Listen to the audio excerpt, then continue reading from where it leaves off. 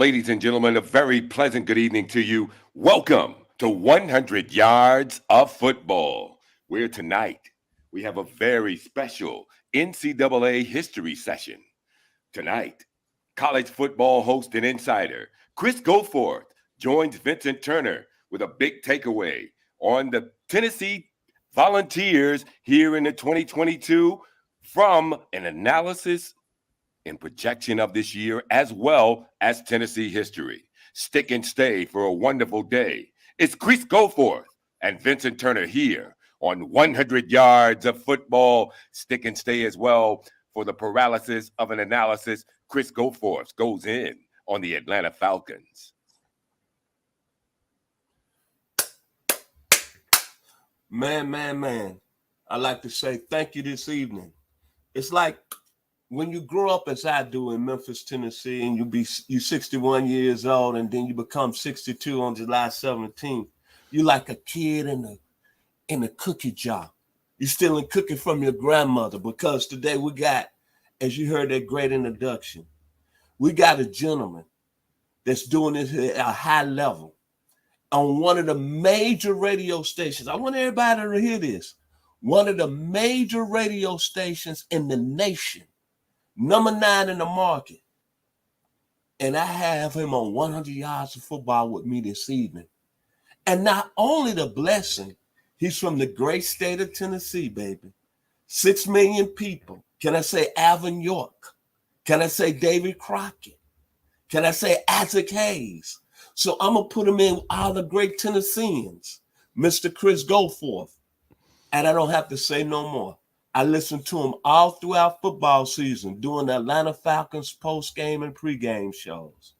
I'm honored, I'm blessed, and I'm thankful. So let me bring him up. My man, Chris Goforth. How you doing this evening, sir? Man, after that introduction, how can I be anything other than great? It's always fun to be with you, and appreciate the invite. Yes, sir. Yes, sir. So if you like the video this evening, and you watching this video right now, share the video, because it's royalty at its highest level. It's talent at its highest level. It's like going to the first round of the NFL draft, and you got the top 5 picks, and you got a gentleman in front of you like Mr. Goforth, ready to go. And you know the good tidbit about it? He's from my state. We on the upper echelon. He's from East Tennessee.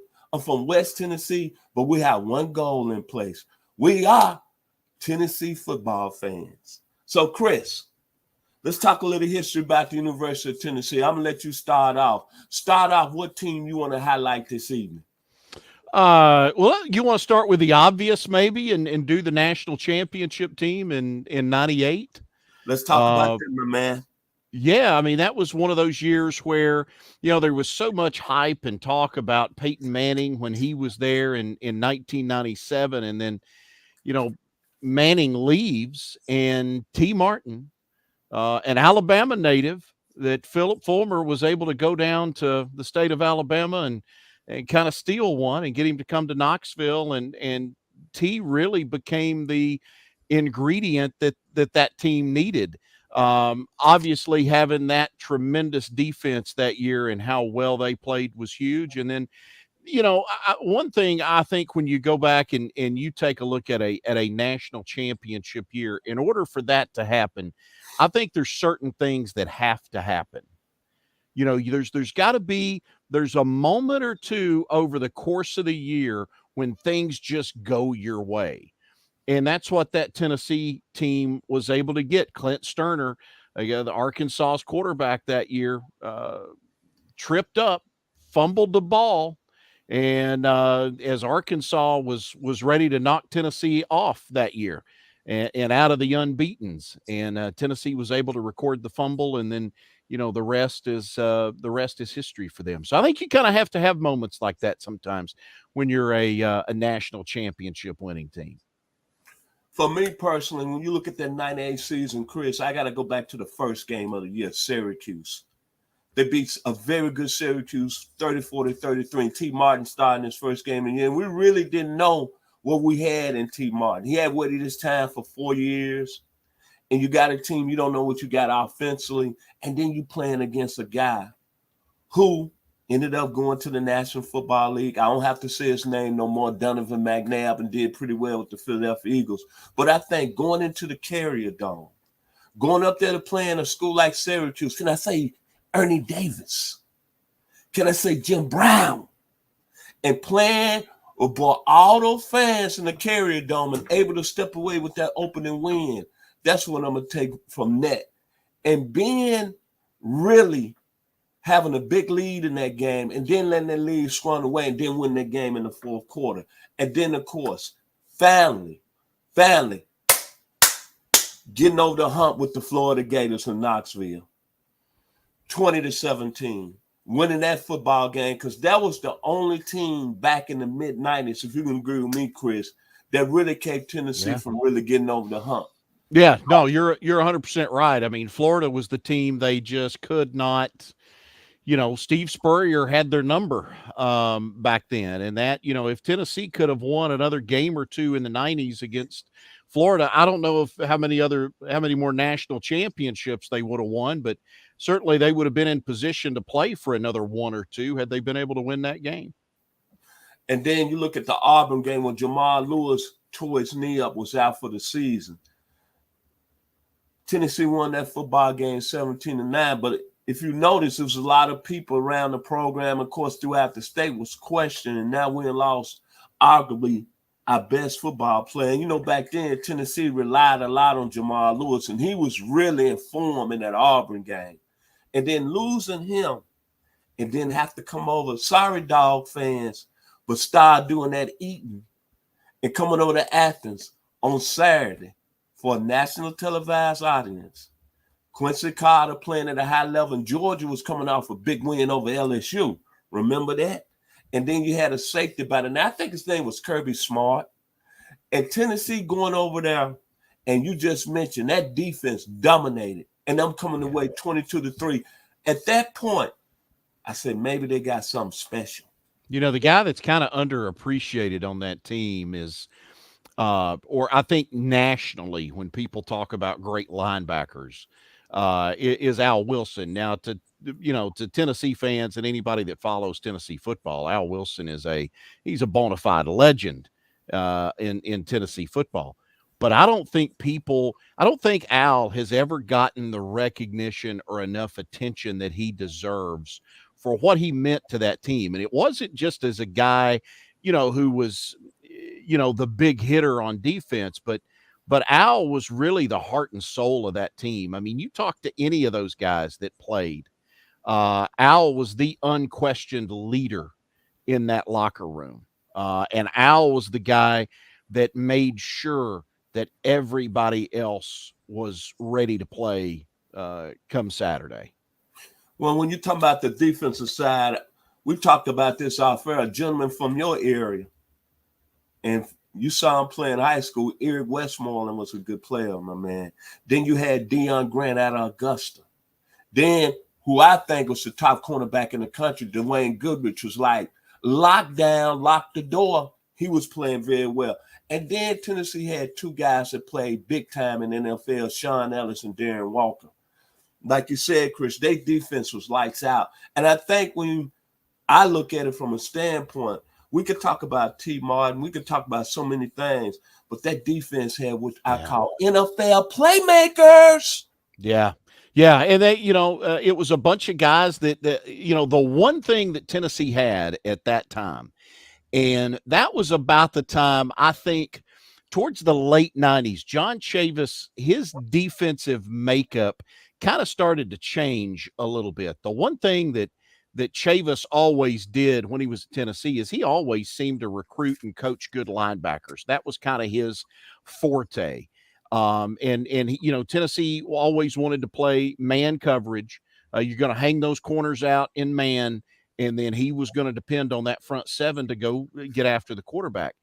And somewhere there, mid to late 90s, Tennessee kind of started making the switch over to leaner, more athletic guys. You mentioned Eric Westmoreland, lean, athletic, was a running back in high school, a guy that could really run, had great anticipation on the ball. Raynott Thompson, another linebacker on that team, lean, athletic, could run. those were the type guys that Tennessee was recruiting defensively at that time, because now we see a lot of linebackers built like those guys. But back then, a lot of people were still playing, 240 pound, 235-pound guys at linebacker.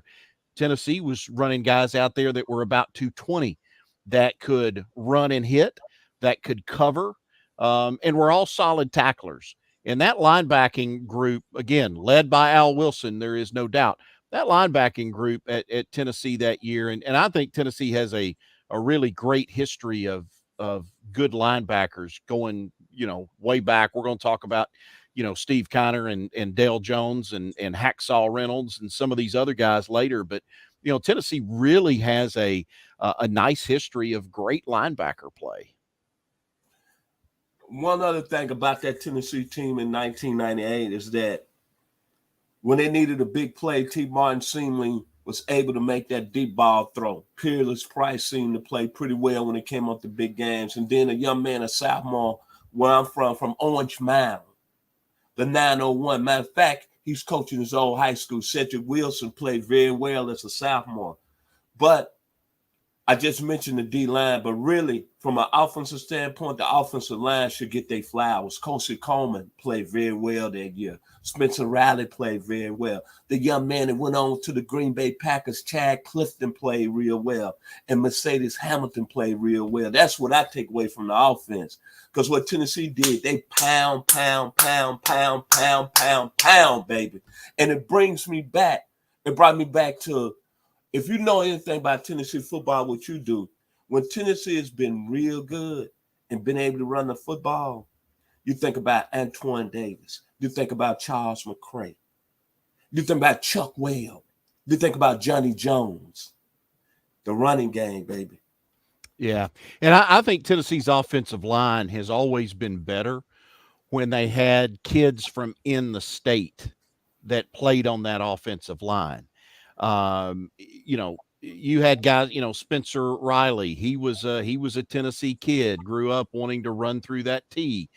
There were other guys on that offensive line that grew up, in the state of Tennessee. When Tennessee had, and Philip Fulmer was a good offensive line coach. Winchester, yeah, Tennessee. he was from Winchester, Tennessee. And so, that was one of the things, even while he was the head coach, Fulmer would, he would go put his hand in the ground and work with those offensive linemen. That was kind of what he enjoyed doing, even after he became the head coach. And that group at Tennessee that year in particular, that was a pretty special group. And the characters on that team, Spencer Riley was I used to go up on every Tuesday for Coach Fulmer's press conference there in the sports complex there on campus.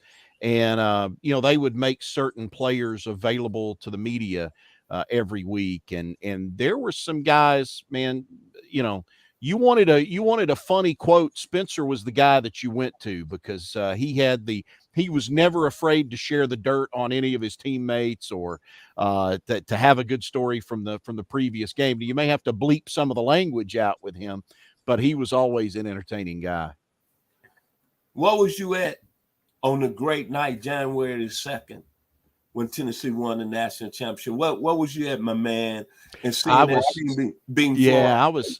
I was at home, pretty much doing what everybody else in the state of Tennessee did whenever a Tennessee game was on.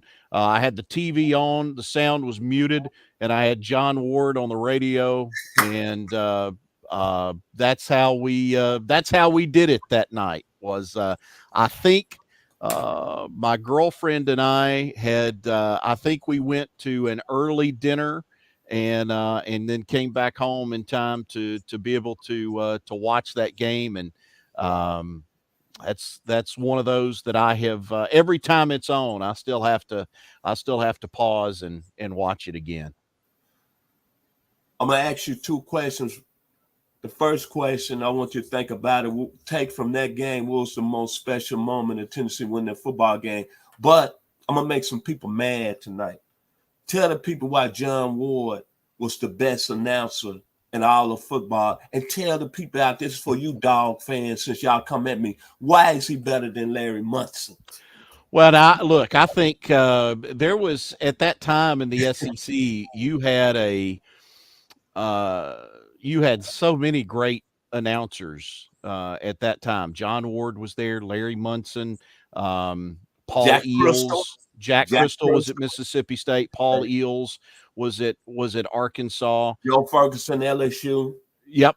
You had some really, really great announcers. So, I think whoever you grow up listening to, and kind of where I grew up, I got a chance to hear both John Ward and Larry Munson growing up. Now, being a Tennessee fan, I was always a little more, probably leaned a little bit more towards John. Uh, John had a way, and I think all the great announcers do. Munson had it as well. He just did it in a different way. But they have a way of taking you inside that stadium. And when John Ward would, at the start of that, just before the start of the game, when he would talk about, the band on the field and they form the T, and the University of Tennessee volunteers are amassed down in the end zone, and the crowd rises to their feet as the band plays Rocky Top, and then the band marches down the field and the T opens, and here they come. And ladies and gentlemen, wherever you are and wherever you're listening, it's football time in Tennessee. Man, it doesn't get much more special than that, and doesn't get much more college football than that. The other thing about John Ward too, and I think with a lot of those guys, Munson as well, people get so caught up in the color of the personality of it, and the hunker down, you hairy dogs, and the give him six and all of that. And it's funny, and I've told this story before to people, but if you will drive on a Friday night, flip over to the AM dial and just drive I-75. Drive it from somewhere in Tennessee and come down 75 into the state of Georgia, and everybody broadcasting a high school football game on that side of 75, they all sound exactly like John Ward. And on the other side, they're all trying to sound exactly like Larry Munson. What those guys miss that Ward didn't miss, that Munson, Jack Crystal, Paul Eels, Jim Fife at Auburn, those guys didn't miss, is they were all phenomenal tacticians of the job. Whenever you listened to John Ward, you never wondered where the ball was. You never wondered what was happening, because he always described it eloquently and beautifully. Whether it was a simple run up the middle, if it was Peyton on a play action throwing deep, he always had a way of painting that picture, and you always knew exactly where the ball was and what was going on. And for all of the give him six and it's football time in Tennessee and yada, yada, yada, that people get so caught up in, John Ward's ability to, the way he would count it down as the guy ran the yard lines, he's at the 5, the 4, the 3, the 2, the 1. Where is he? In the end zone, touchdown. Those kind of things just made him so special. But his ability to be able to describe the game, we're going to talk about that 85 Sugar Bowl team too. That was, and it's same deal. Mute the sound on the TV, turn John Ward up on the radio. I was that 85 game, I was 12 years old, Vince. I made my dad take me to the whatever the 5 and dime store was in town. Might have been a Dollar General store. I don't remember what it was. We had to go down to the town because I had to go buy a pack of blank cassette tapes so I could record that game, not on VHS. I recorded it on cassette tape so I could have John Ward's call of it. Take the special moment that Tennessee win the national championship that evening. I guess it was the long pass to Peerless. I mean, that was kind of the moment I think when you knew they got this game. When T. Martin hits Peerless Price on that long touchdown pass, you knew Tennessee had that game. And then the one thing I'll remember from the post game is that Philip Fulmer, and I'm a Philip Fulmer fan, at least as a head coach. Now we can, his job as a athletic director is something else, but as a head coach, for a lot of the crap that he took, that he couldn't beat Florida, that he couldn't win the big one, that he could recruit but they didn't play well. For all of those things that had all the criticism that Fulmer had to take, for him to grab that gold or that crystal ball that night and hold it up over his head to celebrate that national championship, those are the two images from that night that are forever kind of burned into my memory. The 85 team. Love it. Tell you Love a little it. story. It was my first year moving to Knoxville. I had a sister that attended the University of Tennessee. She dated a guy on the football team. Things didn't work out, and she ended up marrying a guy from Knoxville. I moved up there. I was a young 25-year-old. Never knew the culture of what the history of Tennessee football was. And I tell you, man, the first game, I went to the UCLA game. Ended up 26-26 a tie. But I tell you what, the quarterback from Leon High School, by way of Tallahassee, Florida, I knew he was a special player. Then coming back the next week against Auburn, national television, Auburn ranked number 1. Got the big bad man right outside Birmingham, Bo Jackson. And man, let me tell you something. Chris, sometimes I'll go back and pull up YouTube that football game. And boy, Tony Robinson, if he wouldn't have got hurt that year, it's no question in my mind he wouldn't have won the Heisman Trophy. And that game against Auburn had to be one of the best football games I've seen a Tennessee football player play. And that Tennessee offense, Tim McGee, Eric Swanson, Joey Clinkscales, Keith Davis. And to give you another tidbit, the starting right tackle, Bruce Wilkerson, that was from Philadelphia, Tennessee, I was married to his first cousin. That 85 team was special, man. Break it down for us. Yeah, that team was they were unbelievable. It was a great story. Johnny Majors came back to Tennessee as the head coach in 1977, and Tennessee was in a just kind of this funk where football was concerned. They hadn't been very good since Doug Dickey left. Bill Battle was able to have some success there for a year or two, but things were headed in the wrong direction. Battle gets fired. Majors has Tony Dorsett winning the Heisman Trophy, and Pitt wins the national championship with Majors as the head coach. And then the alma mater calls and the chance for Johnny to come home, which he does.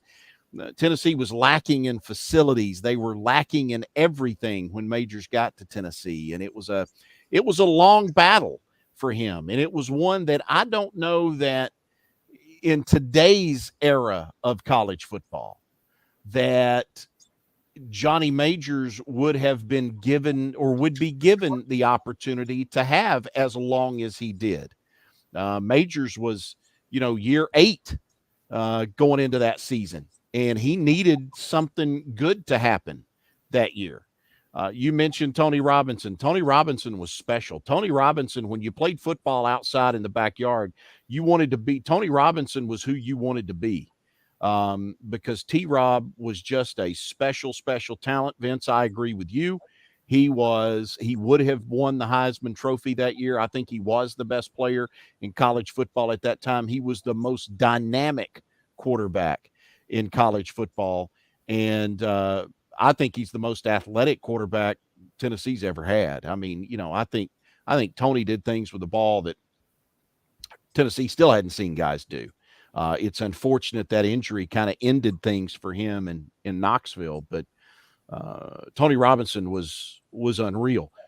You can't talk about that team and not talk about the defense because they had so many guys that came up and made big plays. Dale Jones, who had already made a name for himself by tipping a pass and then intercepting it. I think it was a Mike Shula pass against Alabama that helped Tennessee seal a victory over Alabama when they hadn't beaten Alabama in what seemed like forever. And so for Dale Jones who's later gone on and had a really nice coaching career, was a part of that team. A guy that was from Cleveland, Tennessee, and Chris White, who had an interception in that Sugar Bowl game against Miami. And then Charles Davis, who folks now know as an NFL analyst with the NFL Network and his game analysis work with Fox TV. Charles Davis was in that Tennessee secondary as well. That was a very fun team. And as I told you when we talked about these teams before a couple of days ago, before we got together here, if 85 doesn't happen, 97 probably doesn't happen, because I think in 1985 bought Johnny Majors a little bit of leeway with the Tennessee Boosters, and it allowed him to turn things around, which he did midway through the 88 season. And from that point on, Tennessee really didn't look back until 2009 when Philip Fulmer was fired. But it all started with what Johnny Majors did, and he was able to parlay a nice Sugar Bowl win against Miami into a heck of a recruiting class. And look at that 1986 recruiting class.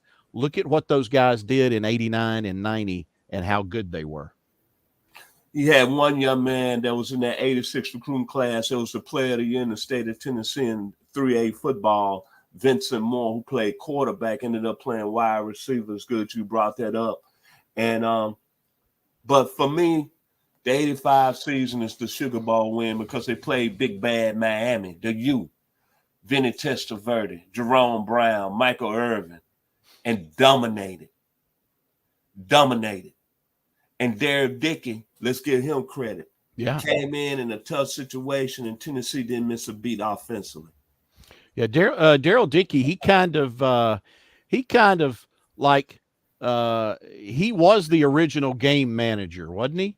Yes, sir. He came in, T-Rob was this dynamic playmaker and did all these things. And Dickey wasn't that impressive looking of an athlete, but what he could do is get the ball where it needed to be, not make mistakes, and let his offensive line, his defense do the work. And they did, man. Those guys offensively, those guys did tremendous work out of that offensive line that year to give him time to be able to throw. He did have some talented receivers that could do some things after the catch, but you're right. He did a heck of a job.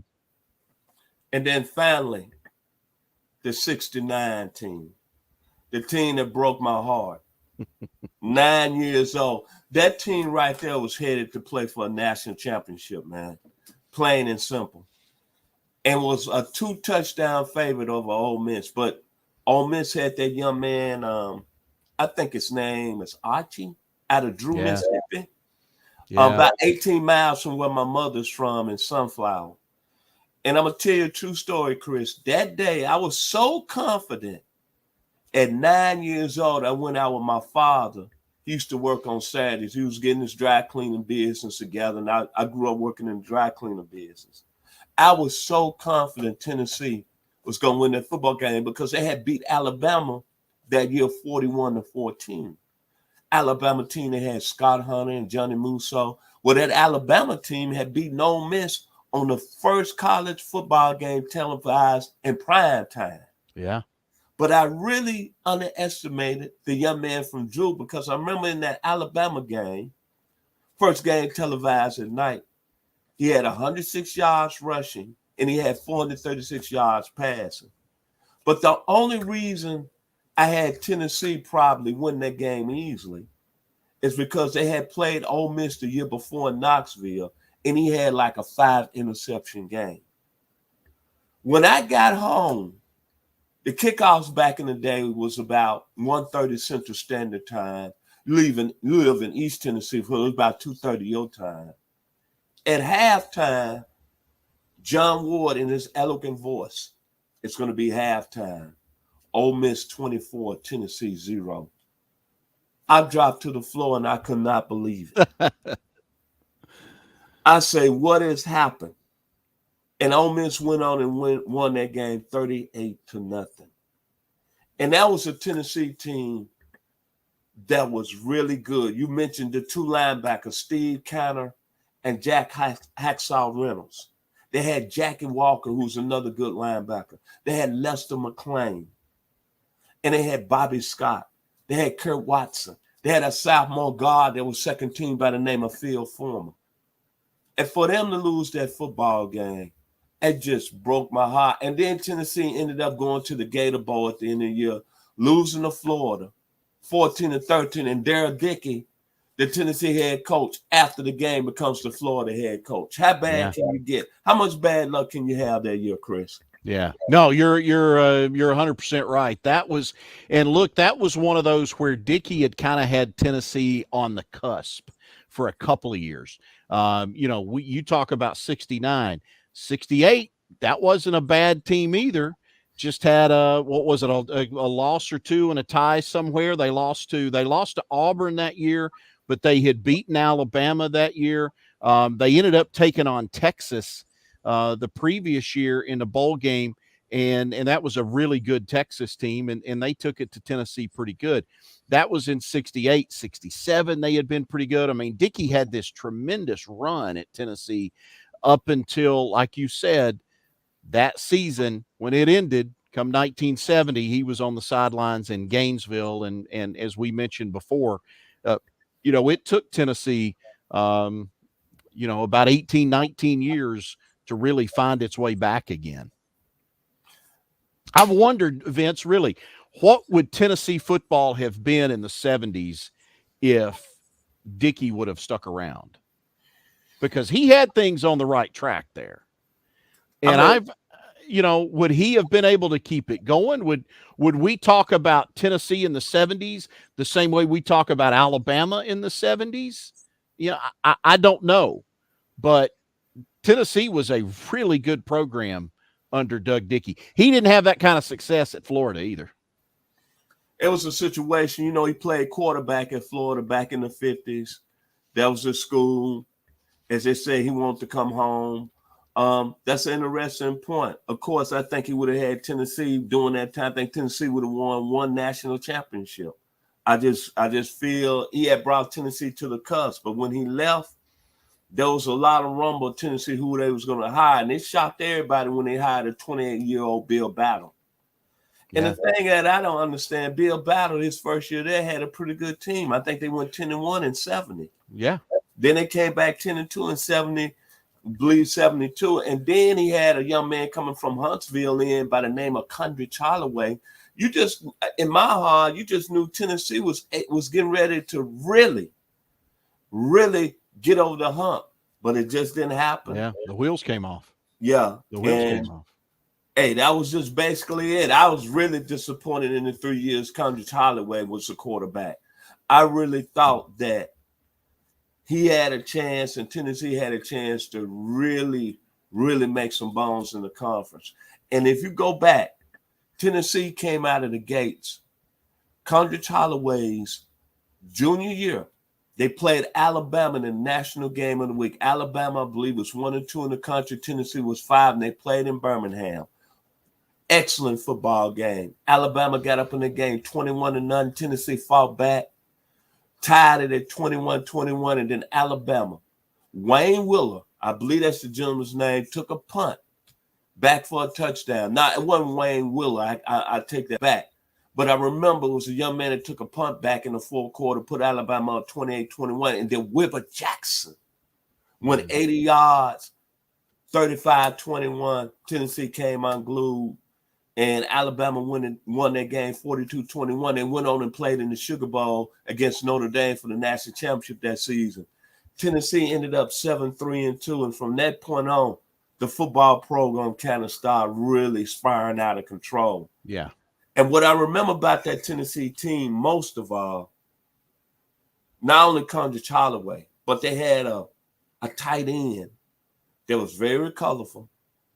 And the state of Georgia was mad at him. He ended up coaching at Clemson, ended up coaching at the University of Memphis, the gentleman by the name of Tommy West. Mm-hmm. And that's Head what coach at Chattanooga for a while too. Yes, sir. That's what I remember about Tommy West. Him being on that football team. And of course, that was to me the last team of the 70s that had a chance to be really good. And Condrich Holloway's junior year, and that team ended up 7-3-2. You know, the Bill Battle era at Tennessee is one that Condrich is probably the bright spot from it, honestly. You know, when you start in, I've talked to guys that have played baseball against him that have told me, swear up and down, that he was a better baseball player than he was a football player. He did both at Tennessee. Shortstop. He was the yeah, shortstop. Okay. yeah, and they say that he was a much better baseball player than he was a football player. But there's so many firsts that happened at Tennessee during the Dickey era. Tennessee got artificial turf on Shield Watkins Field. The game against Georgia, I guess it was in '68, maybe, was the first game ever played, first college football game that was played on that. I think it was called Titan turf, is what they called it back then. Tennessee had a guy named Lester McLean in '67, I believe, who was the first African American to ever start an SEC game for the University of Tennessee. So there were a lot of significant milestones that occurred during Dickey that go beyond just the wins and the losses kind of things that I think deserve to be mentioned. And again, I've always wondered what happens if he sticks around with the trajectory that he had Tennessee on. Well, it's been very, very honorable and very nice to talk to University of Tennessee football history over the last 30 minutes. We could talk all night about the great players, the school. We call it the Hill. When I come out of Memphis, we're going to the Hill. Like I said, it's dear to my heart. I have a nephew that graduated in 2006. And the most important thing when you think about Tennessee football, it's special. And you have to be a Tennessee fan, because if you're not, you don't know where we're coming from. You can't experience it. But we're going to switch gears. As I told you, Chris, I want to talk about the Atlanta Falcons. But when I get into the Falcons, I want to put something on you and want to ask you something, because I know this is going to make you proud. You got two daughters that I found out, and they're very strong academically. So talk about them real quick before we go into the Falcons.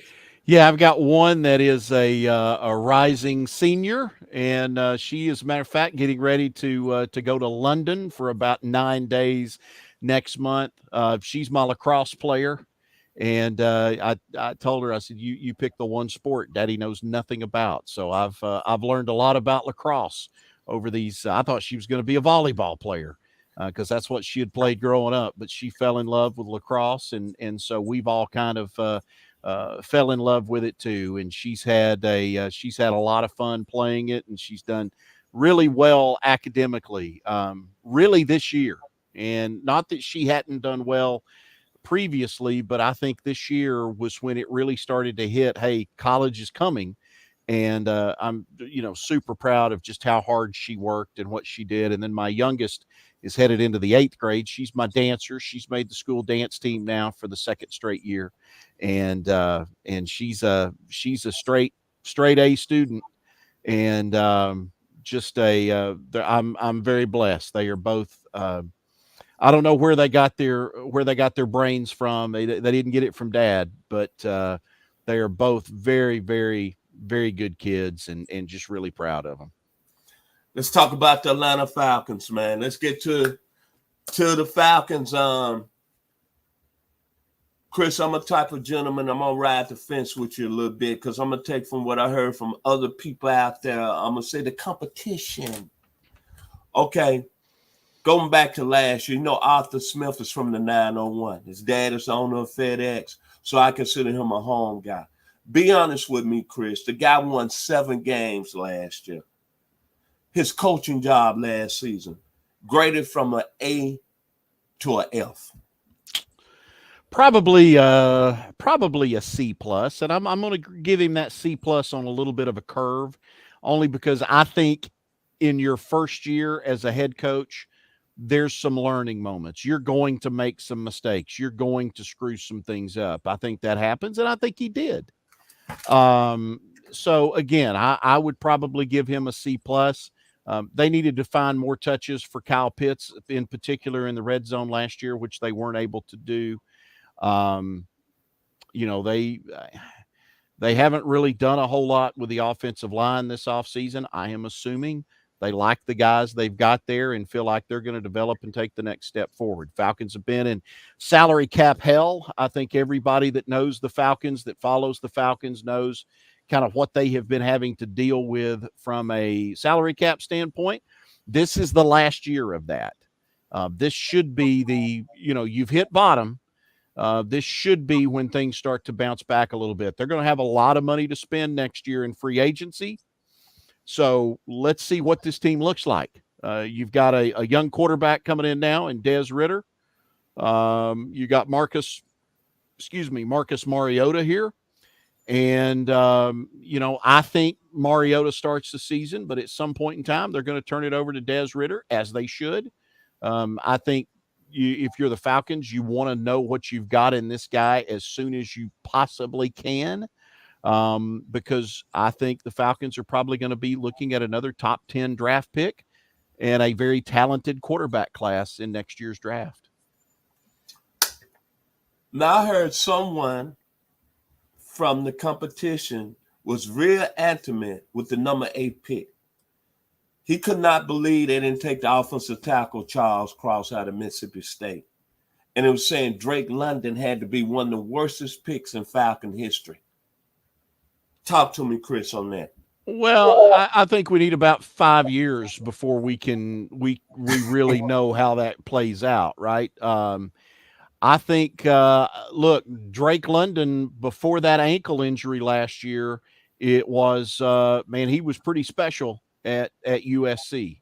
The catch radius, as they talk about with him, he's got all the physical attributes, Vince. He checks all the boxes that you want to see a wide receiver check. Now, number one, he needs to stay healthy. Looks like he is. Looks like he's in great shape. I think the good thing that should really make you happy if you're a Falcons fan is it seems like this guy showed up for minicamp and he's been ready to work, and he's worked all summer. And I think that should make you feel good about what he can be. We'll see. Look, sometimes, Terry Fontenot has the philosophy of we're going to draft best available. And in their mind, Drake London was the best available player there at number 8, and that's the direction they went. And look, I saw some early projections that had Drake London going in the top 5. So, again, I think to try to spout off on, one, and I understand, in this business, you got to have a hot take. I get it, but if we're going to have, if we're going to use a little common sense, you really need a couple of years to be able to determine. I'll be honest, Vince, I've been kind of critical of the draft class last year. The offensive lineman from last year didn't get it done. Richie Grant couldn't get on the field. The only way he got on the field late is because they had no other choice because of injuries.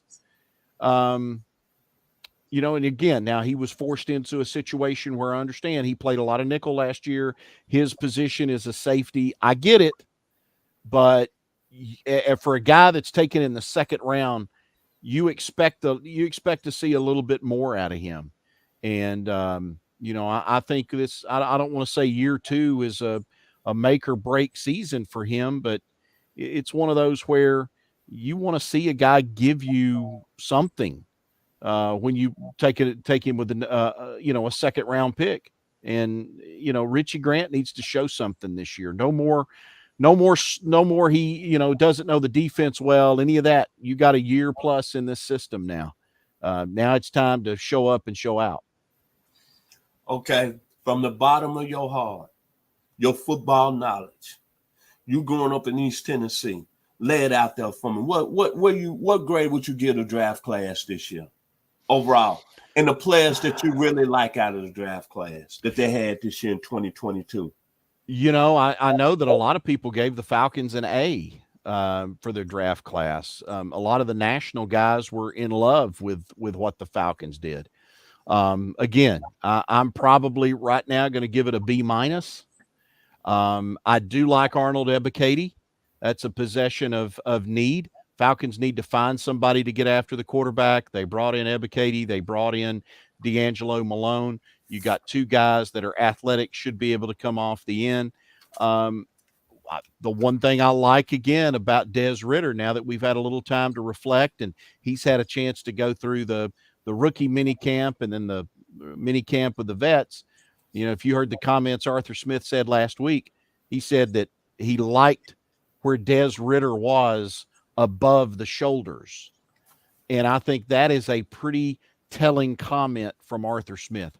I don't think there's any doubt Des Ridder has the physical tools to be able to play quarterback. I mean, he's a guy, he makes all the throws. He's got great speed. He's mobile. He's all those things. Question becomes, with a lot of young quarterbacks in the NFL, can they make the reads and the checks that they need to make? And so far, it sounds like Des Ridder has been able to do that. Now, let's see what he looks like come training camp. And especially, I think we're going to get a long look at him in that first preseason game against the Lions. Let's see what he looks like. Because, look, Vince, I think you and I could go out there in T-shirts and pair of shorts and maybe complete a couple of passes. I think I can throw like a 5-yard out maybe. But I want to see what's it look like then when the bullets start flying and you've got some guy across from you that's trying to take your head off. That's where we separate guys. And so if Des Ridder can continue on this path that he's on, then I think there's reason to be excited there. I'll tell you one other guy too, is Tyler Algier, the running back. I talked with Jamal Anderson a couple of weeks ago, and I asked Jamal, who played at Utah, I asked him about Algier, who played at BYU, and he, Jamal said, hey, I'll be honest, he reminds me a lot of me. And I think that should get Falcons fans excited. They need some help. That running back room has been remade once again. And rather than, go with a veteran like a Mike Davis or a Todd Gurley, I think Tyler Algier is going to be given every opportunity to tote that rock for the Falcons this year. Final words of this evening, Mr. Christopher Goforth. The win in total for the Atlanta Falcons in 2022. Hey, look, I think if they can get back to 7 again, I think 7's the ceiling, really, based on how I think a lot of things will have to go right for them to get to 7. 7 is the ceiling. I tend to think they're probably a 5-win team. They'll be back picking in the, top 6, 7, 8 again in the draft. But next year they should be, they should be significantly better next year. Well, it's been an honor. It's been a pleasure to have Mr. Christopher Goforth of 92.9. I want to say special thanks to our producer, Mr. Logan Landers, for making it happen this evening. Thank you. And if you like the video, share the video. It's been special this evening to talk Tennessee football in Atlanta Falcons. So my final words, and I want to say thank Mr. Goforth. It's just like the great band Chicago. This is how I feel. Saturday in the park. It's the 4th of July. People dancing, people laughing. A man selling ice cream. Thank you, Mr. Christopher Goforth, the best man that does it at a high level, 92.9. The best in the business. Appreciate it, Vince. Enjoyed the song, man. You keep singing. I'll come back on again. All right. Yes, sir. Thank you. Y'all be blessed here at 100 yards of